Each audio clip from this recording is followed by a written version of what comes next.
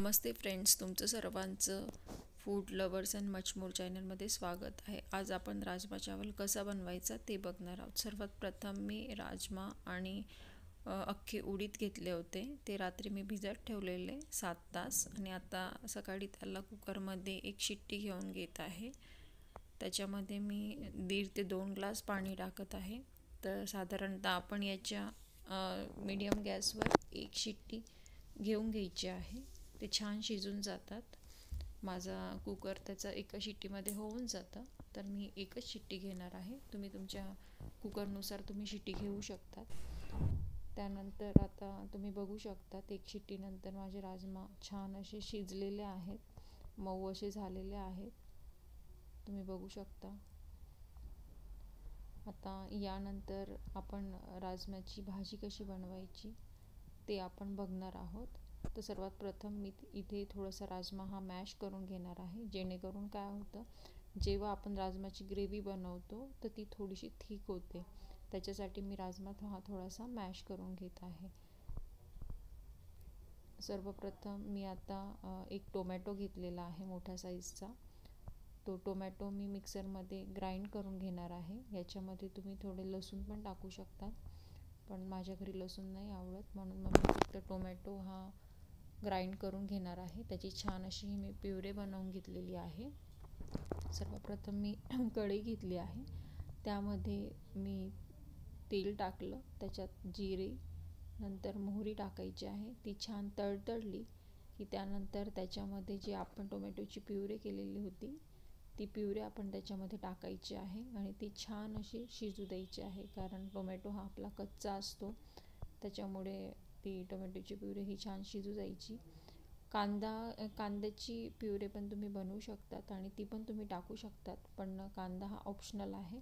फक्त टोमॅटोची प्युरे जरी टाकली तरी टेस्ट ही एकदम हॉटेल स्टाईल येते. याला आता छान तेल सुटलं आहे. त्यामध्ये मी 1.5 चमचे तिखट टाकलं आहे, अर्धा चमचे हळद टाकली आहे, थोडंसं धनापूड टाकलेलं आहे आणि थोडासा गरम मसाला टाकलेला आहे. आता हे छान असं मिक्स करून घ्यायचं आहे. त्याला छान हलवायचं आहे. जोपर्यंत तेल सुटत नाही तोपर्यंत हे छान हलवून घ्यायचं आहे. तुम्ही बघू शकतात किती छान असा कलर दिसत आहे आणि छान असं तेलही सुटत आहे. तर हे छान मी थोडंसं 5 मिनटासाठी कव्हर केलं होतं. त्याच्यानंतर मी बघितलं खूप छान तेल सुटलं. त्याच्यानंतर तुम्ही त्याच्यामध्ये कस्तुरी मेथी टाकायची आहे. कस्तुरी मेथी टाकल्याने त्याची टेस्ट ही खूप छान येत असते, म्हणून मी थोडीशी कस्तुरी मेथी यामध्ये टाकली आहे. बघा आता किती छान कलर सुटला आहे आणि तेलही बाहेर सेपरेट झालेला आहे. तर या स्टेजला मी आता जो आपण शिजवून घेतलेला राजमा होता तो राजमा मी याच्यामध्ये टाकत आहे. आता याला छान अशी 10 मिनिट उकळी येऊ द्यायची आहे. याच्यामध्ये तुम्ही चवीनुसार मीठ टाकायचं आहे आणि 10 मिनिट उकळी येऊ द्यायची आहे. तुम्ही बघू शकता. आणि तुम्ही पाणी हे तुमच्या याच्यानुसार टाकू शकतात, तुम्हाला हवं तसं टाकू शकतात, पण जास्त पातळ बनवू नका, नाही तर खूप पातळ होईल. आता मी राईस बनवून घेत आहे. मी राईस 3 तासासाठी आधी पाण्यामध्ये भिजत ठेवलेला होता. त्याच्यानंतर मी त्याला थोडंसं तेल टाकलं कुकरमध्ये, थोडंसं जिरं टाकलं, थोडी कोथिंबीर टाकली, त्यामध्ये मी पाणी टाकलं. ते छान उकळून झाल्यानंतर आपण आपण जो राईस भिजत टाकलेला होता तो आपण त्याच्यात टाकायचा आहे. चवीनुसार मीठ टाकायचं आहे आणि छान त्याची पण एक शिट्टी घ्यायची आहे. मी साधारणतः हा राजमा 2 लोकांसाठी बनवत आहे, तर तुम्ही त्याच्यानुसार राईस घेऊ शकतात. मी छान याची आता एक शिट्टी घेऊन घेते. आता आपण चेक करूया आपला राजमा भाजी झाली का. आपला राजमा छान शिजला आहे. शेवटी तुम्ही त्यामध्ये जर तुमच्याकडे फ्रेश क्रीम असेल अमूलचं तर ते टाकू शकतात, किंवा तुमच्याकडे दुधावरची साय असेल तर तुम्ही तेही टाकू शकतात. माझ्याकडे साय जास्त नव्हती म्हणून मी थोडी टाकली आहे. आणि शेवटी कोथिंबीरीने तुम्ही गार्निश करू शकतात. शेवटी आपण छान कोथिंबीर टाकून त्याला गार्निश केलं आहे. खूप छान अशी भाजी झालेली आहे. आता माझा भातही झालेला आहे.